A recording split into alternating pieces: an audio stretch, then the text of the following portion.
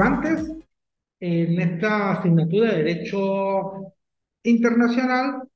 Mi nombre es David Colina, soy abogado egresado de la Universidad Católica del Táchira, magíster en Ciencias Jurídicas, egresado de la Universidad Experimental de la Fuerza Armada Nacional, UNEFA, y doctor en Ciencias Gerenciales de esa misma casa de estudios. Y pues tengo ya bastantes años trabajando con el IESIC, con la UNID, en los diversos convenios y con los programas de estudios también presentados por el IESIC.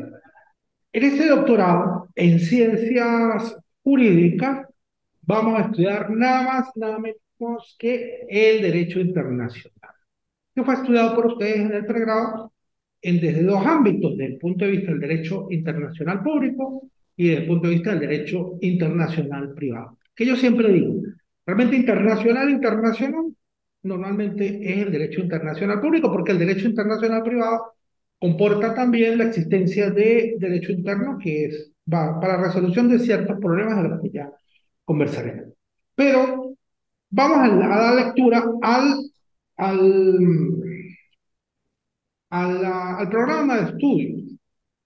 El objetivo terminal de esta materia es el participante podrá al finalizar, tendrá conocimientos para argumentar acerca de la realidad jurídica internacional para la interacción de los procesos de investigación a nivel doctoral y el óptimo desempeño e interacción del abogado o profesional en leyes. Por eso, debemos comprender que esta materia de derecho internacional debe ser un escalón para la construcción de nuestra investigación doctoral.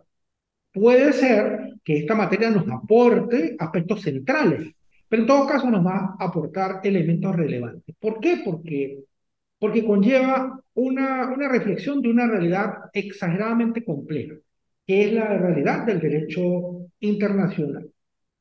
Ya esta, como dijimos, la estudiamos en el pregrado, ¿sí? No vamos a profundizar en ella, sino vamos a aprender a desarrollar nuestras destrezas investigativas en la materia. Vamos a desarrollarlas aún más. Los cursantes de maestría ya tienen una cierta, digamos, excelencia en materia de investigación. Pero aquí vamos a llegar hasta el punto más alto, hasta el plano más elevado de la investigación. Y el derecho internacional va a ser una de las herramientas que nos van a conducir a ello. Vamos a desarrollar a través de 5 unidades. 5 unidades que voy a intentar incluirlas dentro de las 5 unidades que, ¿cómo está? Van a estar incluidas dentro de 3 evaluaciones, que vamos a hacer 3 actividades evaluativas. Ok, la unidad 1, el sistema internacional, estructura del sistema internacional, su dimensión material, la dimensión normativa, evolución y funciones del ordenamiento internacional. Yo digo que debe ponerse entre comillas las funciones del ordenamiento internacional, porque una de las características fundamentales del derecho internacional es la inexistencia de un ordenamiento jurídico comprendido como lo reconocemos en el derecho interno, porque no existe un ordenamiento jurídico y una autoridad central o descentralizada que permita el ejercicio, el cumplimiento coercitivo de las obligaciones asumidas en materia internacional. Por eso digo, evolución y funciones del ordenamiento internacional, entre comillas. Existe un ordenamiento internacional, mas no es un ordenamiento jurídico de acuerdo con las características de la, propias de los ordenamientos jurídicos nacionales. Fuentes del derecho internacional. La jerarquía de las fuentes, artículo 38 del Estatuto de la Corte Internacional de Justicia, normas consuetudinarias, normas convencionales, principios generales del derecho, como normas, como fuentes principales, los medios auxiliares, las doctrinas de los internacionalistas, la jurisprudencia, normas consuetudinarias y actos laterales, conceptos y elementos constitutivos, clases de costumbre y la oponibilidad de las costumbres, la interacción normativa entre costumbres, tratados y entre costumbres y resoluciones, y los actos unilaterales. Es decir, sobre todo los actos unilaterales de los estados son los que nos vamos a encontrar más acá. Por ejemplo, que para nadie es un secreto que existen estados en el mundo que ejercen un poderío económico, social, cultural y sobre todo bélico, que para quienes parecieran no estar escritas las normas del derecho internacional. Y con esto no quiero hacer referencia a ninguna posición ideológica, dogmática, nada de eso. Me refiero a una realidad, ¿sí? Que existen estados en el mundo respecto de los cuales parecieran no imperar las normas del derecho internacional. Y pongo dos ejemplos. Los Estados Unidos en materia ambiental por el protocolo de Kioto, que está haciendo bastante calor, en materia por el protocolo de Kioto, y los estados y la Federación Rusa en materia de geopolítica que parece como estar establecida desde una posición geopolítica no muy novedosa, bastante de imperialismo territorial, sobre todo por lo que vemos allá en lo que ocurre con la guerra en Ucrania. Unidad 3. ¿Qué son y cuáles son los conceptos fundamentales del derecho internacional? Explicación de la naturaleza jurídica de los conceptos jurídicos fundamentales del derecho internacional. Hay alguna actividad que se va a orientar a la definición de cuáles son esos conceptos fundamentales del derecho internacional, ejemplificación de los conceptos jurídicos en cada una de las materias particulares, relación que guarda los conceptos jurídicos fundamentales en la norma jurídica. Ámbito de validez de la norma jurídica, conceptos jurídicos de la norma y aspectos diversos de la norma jurídica. Vamos a hablar también en la unidad 4 las ramas del derecho internacional y la universalidad del derecho internacional. Porque el derecho internacional, existe un derecho internacional de los tratados, pero existe derecho internacional en casi que tantas ramas como existen en el derecho interno. Casi tantas, no completamente. Las relaciones entre el derecho internacional y los derechos internos y la aplicación e interpretación del derecho internacional. Esos serían los conceptos que nos interesan en esta materia. Lo más importante, si abordamos el estudio del derecho internacional, que ya lo conocemos, pero para retrotraernos a esa realidad jurídica, es la de establecer cuál es una definición sencilla del derecho internacional. Entonces, indagando por allí, encontré una definición muy sencilla que dice que es una rama jurídica que regula las relaciones entre los estados entre sí y entre los particulares cuando es siempre que tengan un componente internacional con el objetivo de evitar conflictos. Entonces, esta definición, que es muy sencilla, tiende a comprender dos realidades muy distintas. Las relaciones de los estados entre sí, en principio los estados, como actores jurídicos, como actores y sujetos de derecho, del derecho internacional público, y las relaciones jurídicas de los ciudadanos entre personas naturales, pero que tengan un carácter internacional porque, recordemos, el derecho internacional privado y tengan un elemento de extranjería. Es fácil entender, es fácil entender el derecho internacional público porque lo podemos ver en principio porque comprende algo más, como las relaciones jurídicas entre los diversos estados que conforman la comunidad internacional. Pero también debemos entender que también es internacional el derecho privado cuando respecto de él corren o surten efectos algunos elementos que implican una consideración internacional de cosas como cuál es la ley aplicable para la solución de un conflicto, cuál es el ordenamiento jurídico aplicable, cuáles son los tribunales que les son aplicables o que van a conocer de un determinado de un determinado conflicto, cómo va a ser la competencia de sus tribunales y cómo se va a solventar. Entonces, eso, el derecho internacional privado, va a tender a resolver a veces conflictos mucho más complicados que los de los estados, que los del derecho internacional público. Se dice que el derecho internacional público regula algunos aspectos como la explotación de bienes comunes internacionales como el agua y el medio ambiente, el uso del espacio ultraterrestre, las comunicaciones mundiales, el comercio internacional, la protección de derechos humanos, algunos conflictos de nacionalidad, el estatus de los refugiados, el estatus de los migrantes, etcétera, etcétera, etcétera. Bueno, entonces la idea, ¿cuál era? La idea era, pues, empezar a conversar con el apoyo de los participantes, de las participantes, en este caso, conversar sobre algunos aspectos generales para empezar a entrarle a esta materia que es un poco ardua. A ver, y con respecto al derecho internacional privado, ¿sí? Se entiende que el mismo va a regular relaciones entre particulares, no va a ser relaciones entre los estados, relaciones entre particulares en las cuales está presente un elemento de extranjería. ¿Qué ejemplos podemos tener de situaciones reguladas por el derecho internacional? Vamos a ponernos creativos.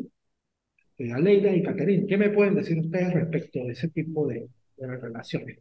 Bueno, pues doctor, yo eh, más que todo es como indagaciones, ¿no? Ujú.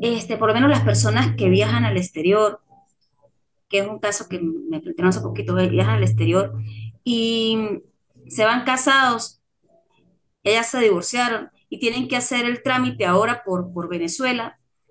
Eso también va relacionado, sí, con el derecho internacional, ¿verdad? O sea, Tiene el que, derecho privado internacional. derecho internacional privado pudiera estar presente allí, pero compliquemos más el asunto. Ajá. Supongamos, supongamos que hay una pareja, ¿sí? Esa pareja tiene, una persona es colombiana, la otra venezolana, se casan en Venezuela, tienen un hijo en Venezuela, una de esas personas se va para Estados Unidos y la otra se va para Chile, una tiene ¿cómo se llama eso? Tienen la potestad, la patria potestad, tiene la custodia de sus hijos, pero una de ellas quiere dar en adopción a su hijo, ¿sí? Y la otra pues también desea hacerlo. Una situación así, ¿cuál sería el procedimiento? ¿Ante qué tribunal? ¿Cómo se dan los consentimientos en ese sentido? ¿Cómo se maneja eso? Tenemos un estado de origen, que sería Venezuela, dos estados donde residen las personas. ¿Cómo se maneja eso? Todo eso nos lo va a decir el derecho internacional, por lo menos en esos casos. O personas, supongamos, en los casos de la adopción internacional, que a veces vienen personas de otros países para adoptar niños de zonas vulnerables en Venezuela y Colombia, por ejemplo. ¿Cómo se maneja eso? Si estas personas tienen dos nacionalidades. ¿Y qué ocurre, por ejemplo, si muere una persona que tiene una nacionalidad europea y tiene bienes en distintos países?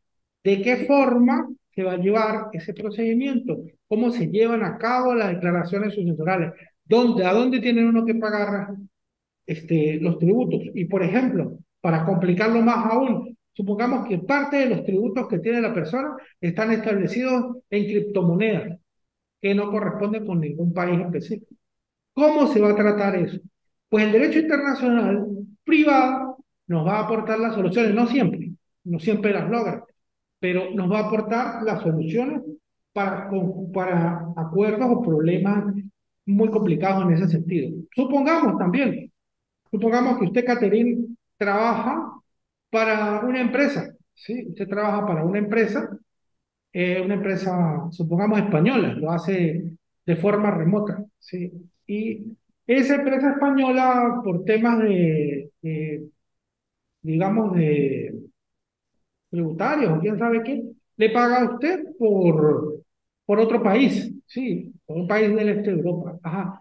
Y si usted tiene un problema de seguridad y higiene del trabajo aquí en Venezuela, ¿cómo vamos a resolver eso? ¿Quién es el competente? ¿A dónde debe mandar usted? ¿De acuerdo con las normas de a dónde?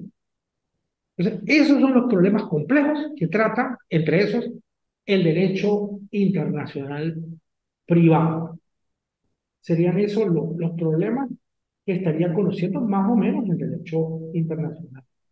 Doctor, Y una pregunta, dígame. por lo menos la gente que está afuera y tienen todo ese tipo de problemas, me imagino que tienen que dirigirse a las embajadas de cada Normalmente, país. normalmente es a los consulados de cada país, pero a veces, ¿qué ocurre? A veces, por ejemplo, supongamos, existen criterios especiales en derecho. Cuando usted la demanda, normalmente, ¿dónde la demanda? ¿De qué juez? ¿Cuál es la norma general? Ante el juez de su domicilio, ¿verdad? Sería como, Municipal, por las ok. prefecturas.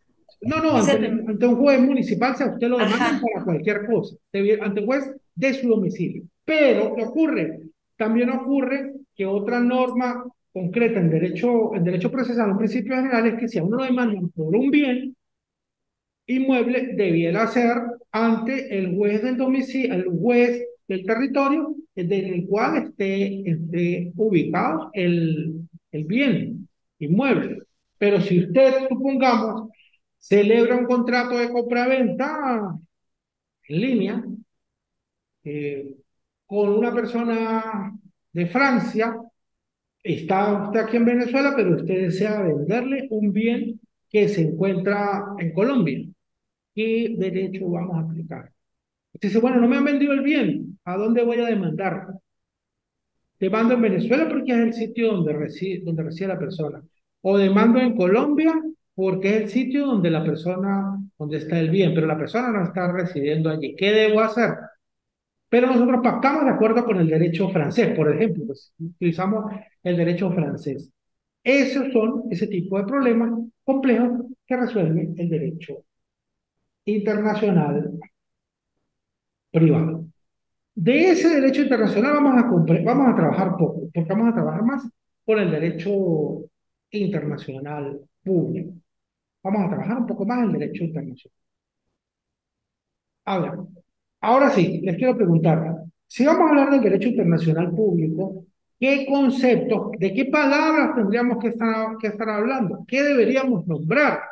¿Cuáles serían los conceptos fundamentales que debiéramos dominar en esta materia? Vamos a hacer algo así como una lluvia de ideas. Ustedes me van a ayudar. Entonces, derecho internacional público. Yo digo, empiezo yo, personalidad jurídica internacional o sujeto de derecho internacional público. ¿Qué más deberíamos hablar? mm, yo creo, ajá, usted dice, serían que problemas como entre las naciones Ajá, también. relaciones entre los estados. Pudiera ser otra idea. ¿Qué otra idea podemos estar manejando ahora a Leila?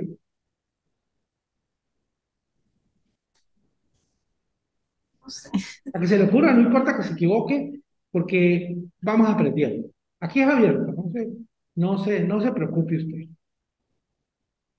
Personalidad jurídica internacional, relaciones entre los estados. ¿A qué más le suena? Mm,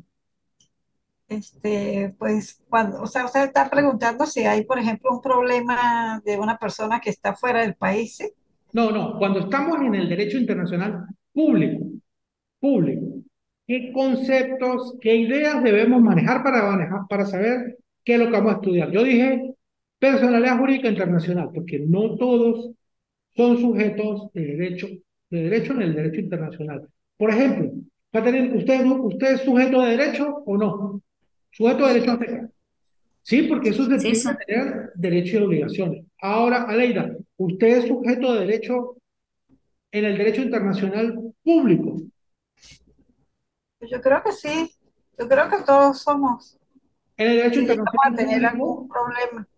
la visión clásica determina que en un principio solo eran sujetos de derecho los estados. ¿Por qué? Porque los estados eran los que podían constituir normas de derecho internacional público, suscribir, generar derechos para sí y suscribir obligaciones. Claro, eso es una posición clásica que hay que hacerla más suave por ciertas circunstancias que vamos a conversar. Entonces, en principio, tendríamos que hablar de la personalidad jurídica internacional, que en ciertos casos solamente incumbe a los estados, se le reconoce a las organizaciones internacionales, se le reconoce a ciertos estados, a grupos beligerantes y en algunos casos, cuando se habla del tema de derechos humanos, a las personas o a grupos colectivos nacionales o más concretos. Pero tenemos que estudiar que el derecho internacional público,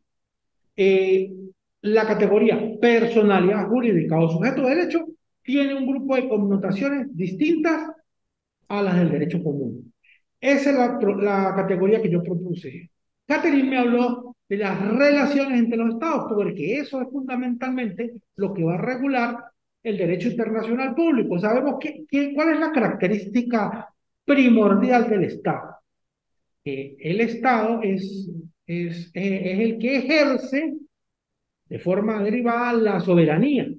La soberanía de ese Estado es uno de sus atributos fundamentales, que se va a llevar a la soberanía territorial, al mantenimiento de la integridad territorial del país, a la sujeción de los principios básicos constitucionales, normalmente democráticos, que lo orientan y al imperio de un ordenamiento jurídico. Ahora, dentro de esa idea de soberanía, del imperio de un ordenamiento jurídico, de mantenimiento de principios básicos que regulan al Estado y al régimen de gobierno, desde ese punto de vista de que el Estado es la expresión máxima de la soberanía, debemos entender que esos estados protagonistas de la soberanía nacional deben establecer relaciones entre sí, a lo que hizo referencia Caterine, van a establecer relaciones entre sí y van a hacer relaciones entre iguales.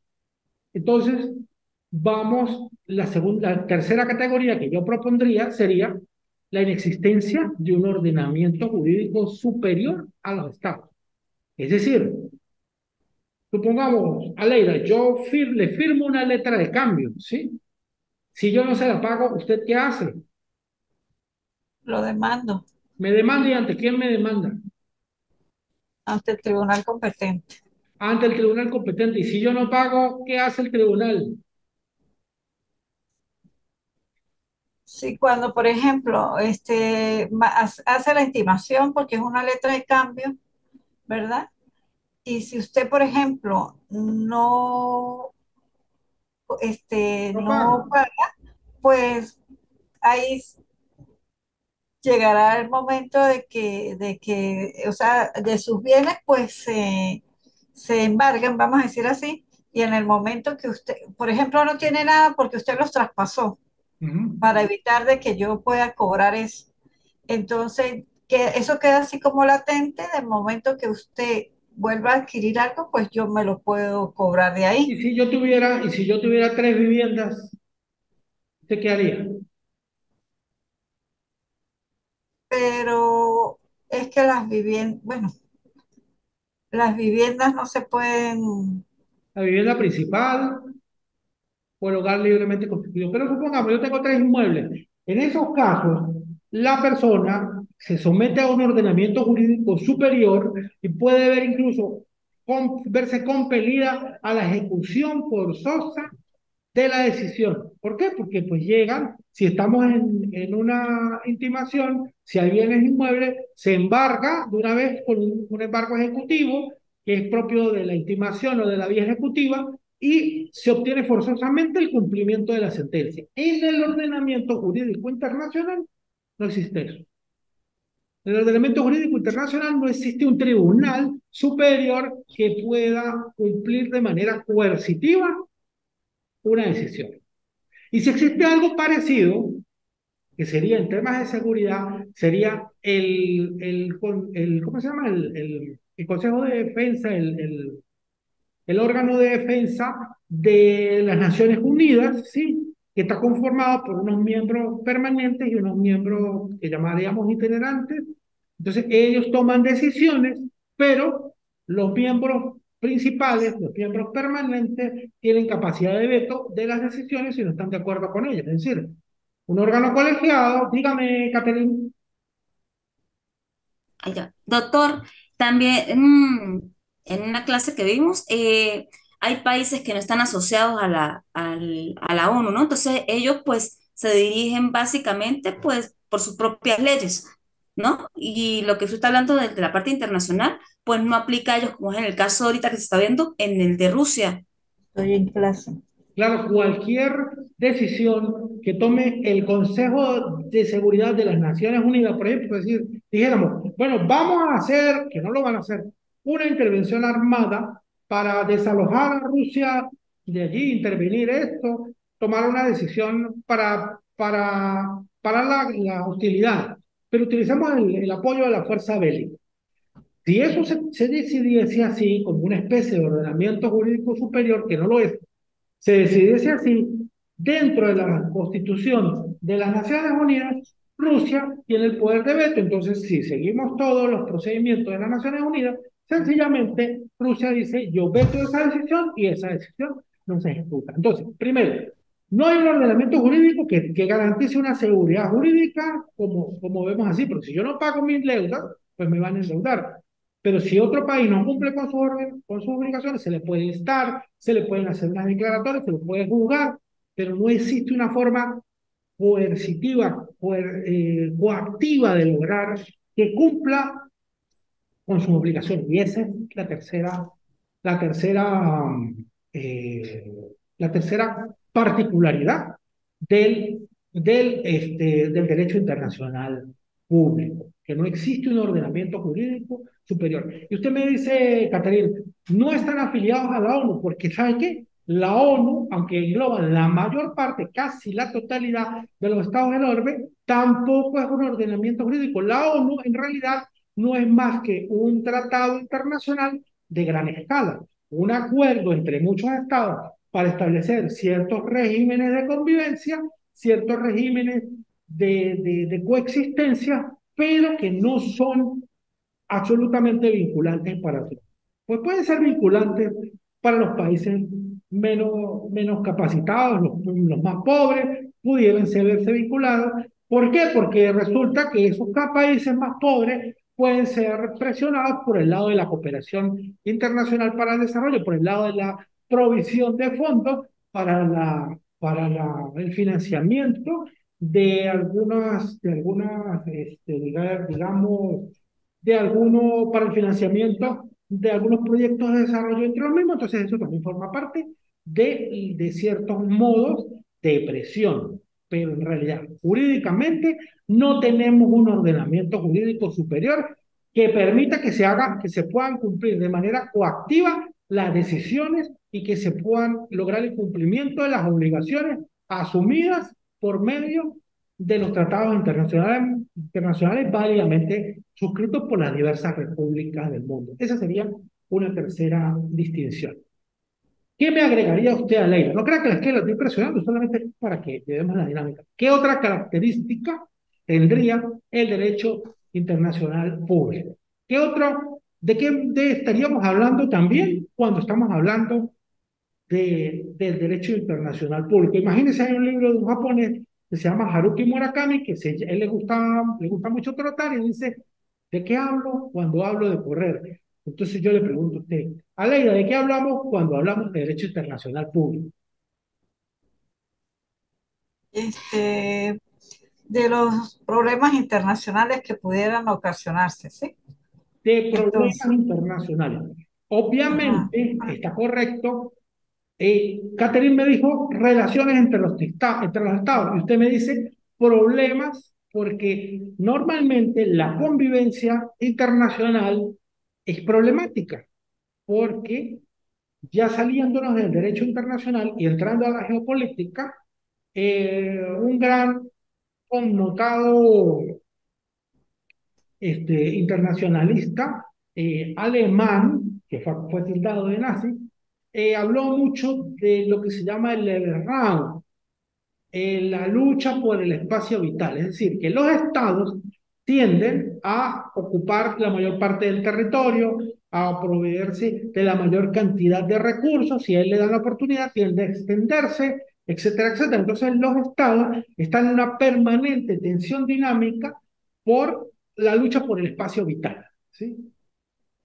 puede ser que ahora, hoy en día, por ejemplo, en Latinoamérica no sea tan evidente, porque pues América Latina y sobre todo Sudamérica es la zona más pacífica del mundo, que parezca mentira, donde menos hay incidencia de conflictos internacionales, al menos de conflictos bélicos tradicionales entre estados, porque hay pues muchas otras amenazas bélicas, pero es la parte donde hay menos amenazas bélicas. Pero de todas formas, aunque no estamos hablando de amenazas bélicas, siempre estamos pendientes de que entre todos los estados del mundo, bien por cercanía, bien por referencias culturales, bien por relaciones económicas internacionales, va a haber un conflicto. Siempre van a generarse conflictos. Entonces, el derecho internacional público incluso surgió con ocasión de la paz de Westfalia para regular la resolución de los conflictos y prevenir los conflictos internacionales. Entonces, ese que usted me ha dicho, Aleide, que tenía guardado allí y no me quería revelar, es uno de los elementos fundamentales de este estudio del derecho internacional público, la prevención de los conflictos, la resolución de los conflictos y la discrepancia internacional y la prevención de la guerra. ¿Sí? Ahora, yo nombro otro. Los tratados internacionales es un elemento fundamental que debemos tomar en consideración para comprender el derecho internacional público, porque las normas del derecho internacional público están contenidas en tratados internacionales.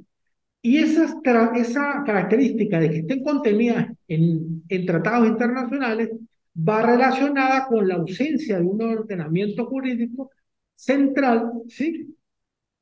¿Por qué? Por ejemplo, supongamos Venezuela firma un convenio binacional con Colombia para el tratamiento de las aguas y los desechos sólidos, por ejemplo, supongamos firma un convenio con México, firma un convenio con la República del Perú y firma otro con Chile en materia migratoria, porque es un poco grave el tema, entonces voy a regular con Chile en materia migratoria. Ok, listo. Si firma todos esos convenios, me pueden decir ustedes, supongamos que solamente hubiera firmado esos Venezuela. ¿Cuál es el ordenamiento jurídico que regula a la República Bolivariana de Venezuela en el campo internacional? Imagínate que solamente firmó eso, con Colombia, con Perú, con México y con Chile. ¿Cuál es el ordenamiento jurídico? ¿Cómo lo llamaríamos? Sería lo de La Haya, lo que será eso. También firmamos un convenio de La Haya, que me había olvidado. Se firmó ese convenio, ajá. Pero si tenemos todos esos convenios firmados, ¿cómo llamaríamos el ordenamiento jurídico? Porque, por ejemplo, yo digo, el ordenamiento jurídico venezolano del derecho interno se inicia con la Constitución de la República Bolivariana de Venezuela, las leyes orgánicas, las leyes especiales, las leyes ordinarias, los reglamentos. ¿No? En el campo internacional, ¿cómo lo definimos? ¿Cómo lo describimos? Corte, Corte Penal Internacional, doctor. Fíjese, tenemos muchos problemas para definirlo, ¿verdad? Obviamente sí estamos también sometidos al arbitrio de la Corte Penal Internacional, pero tenemos muchos problemas para definir cuál es el ordenamiento jurídico correspondiente debido a que estamos sometidos a lo que se llama el principio de una dispersión normativa. Es una dispersión normativa. ¿Por qué? Porque el ordenamiento jurídico en internacional se construye como una suerte de rompecabezas o una suerte de, no sé, ¿cómo que se llaman estas? Aquellas que eran como unas especies de cobijas o frazadas que se hacían con retazos. Bueno, se construye como a retazos. ¿Por qué? Porque yo debo considerar cuál es el ordenamiento jurídico vinculante para una nación específica, para comprender cómo van a ser las relaciones de esa nación, por ejemplo, con Colombia. Porque si yo busco las relaciones entre Venezuela y Colombia, busco los convenios internacionales que hayan sido suscritos por ambas en el campo internacional. Cuando yo los consigo, también tengo que revisar respecto de qué artículos o cláusulas concretas se hizo reserva, porque yo suscribo un tratado internacional como nación y puedo generar reserva, es decir, yo suscribo el tratado internacional, pero me reservo, no suscribo la cláusula quinta ni la cláusula décima. Entonces tengo que revisar eso. Y luego tengo que revisar cuáles son los tratados o convenios internacionales entre ambos países.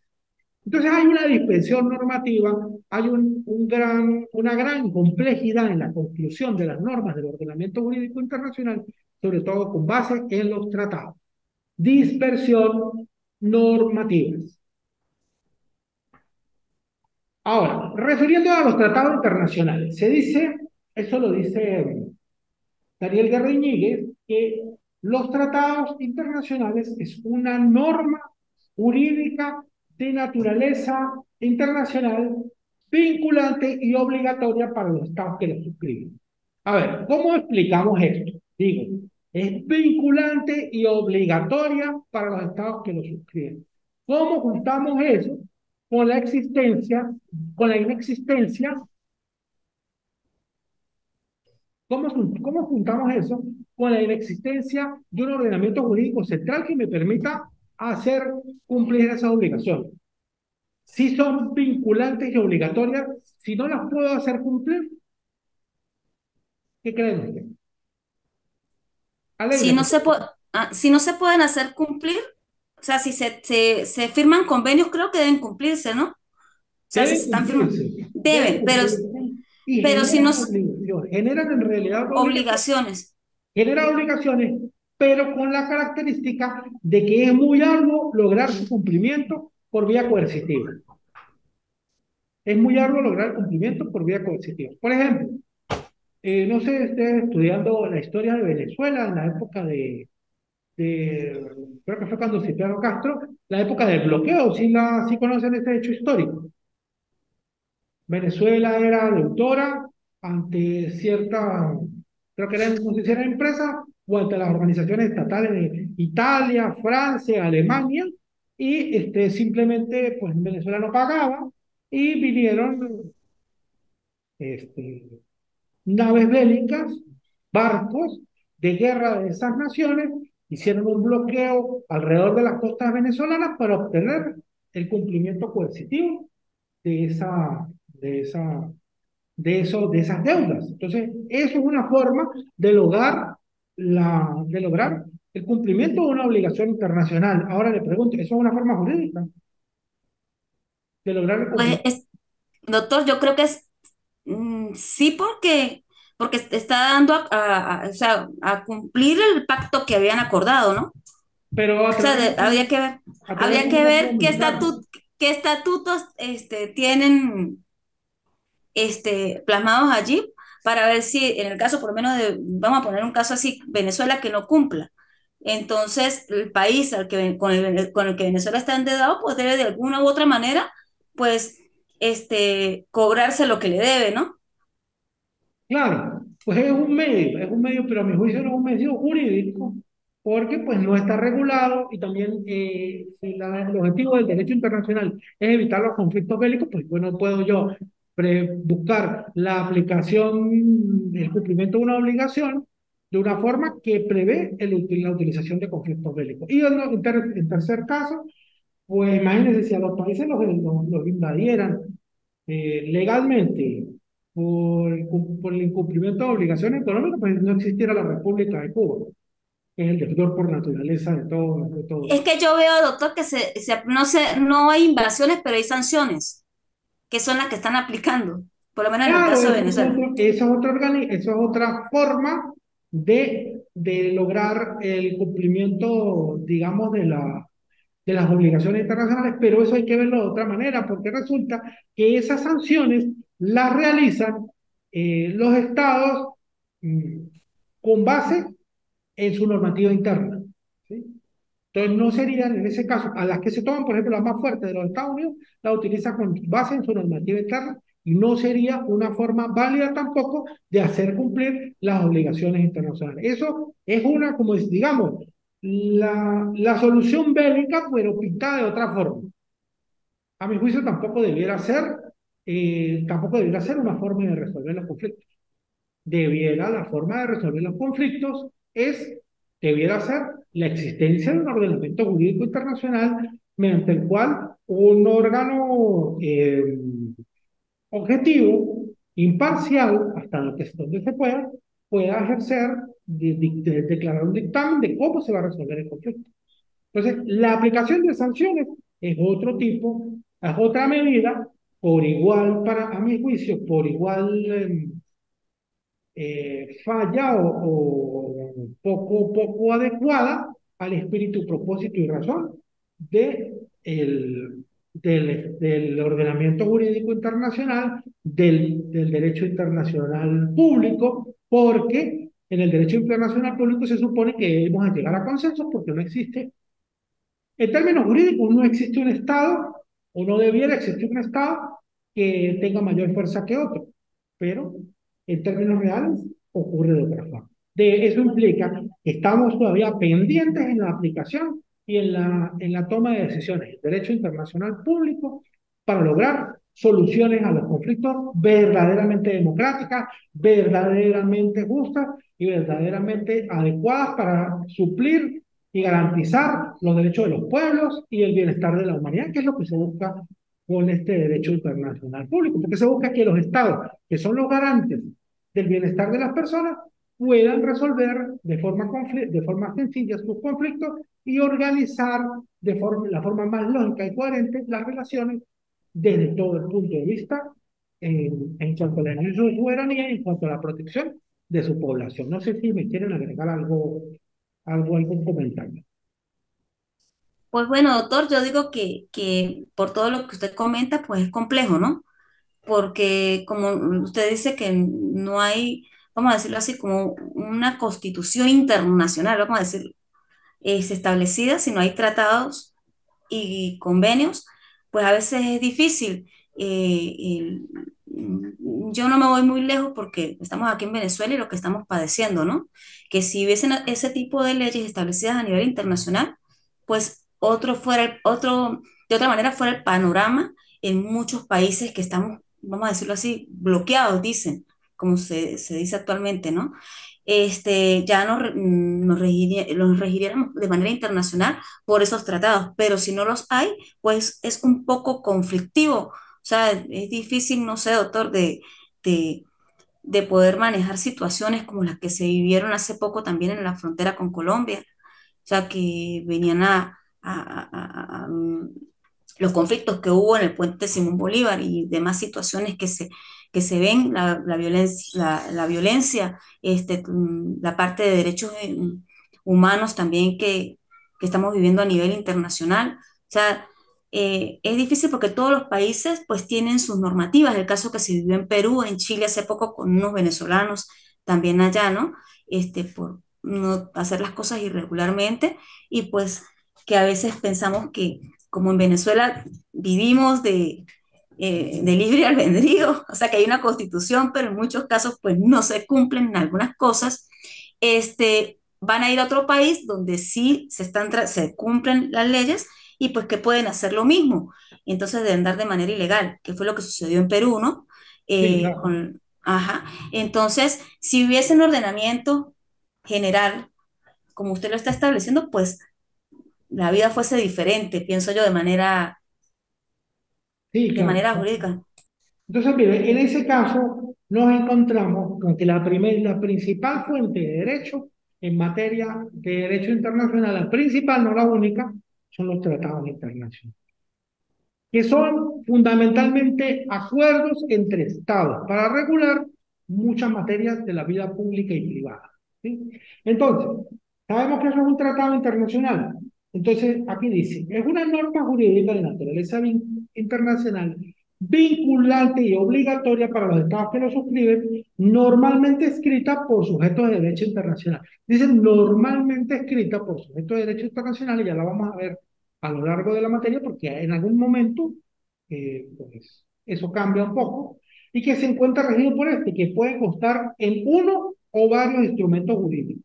Porque los tratados a veces se van a ir generando, se van a desarrollar de manera paulatina, se van a desarrollar a través de un acuerdo, un protocolo, una cláusula, una convención, etcétera, etcétera. ¿Por qué se hace de esa forma? Porque los tratados internacionales, a diferencia de las leyes del derecho interno, no forman parte de la decisión de un órgano superior como sería la Asamblea Nacional o un Congreso, sino forman parte, son el resultado del consenso internacional logrado a través de múltiples y complejas negociaciones. Entonces, los tratados internacionales pueden estar recogidos en uno o varios instrumentos jurídicos. ¿Cómo se llaman los tratados internacionales? Que verán, se llaman convenciones, no se llaman acuerdos, no se llaman protocolos, no. Independientemente de la denominación, cuando hay el establecimiento de normas jurídicas que regulan las relaciones entre dos o más países soberanos del mundo, estamos en presencia de tratados internacionales independientemente del nombre que se le dé. Muy importante es reconocer que estos tratados son entre estados.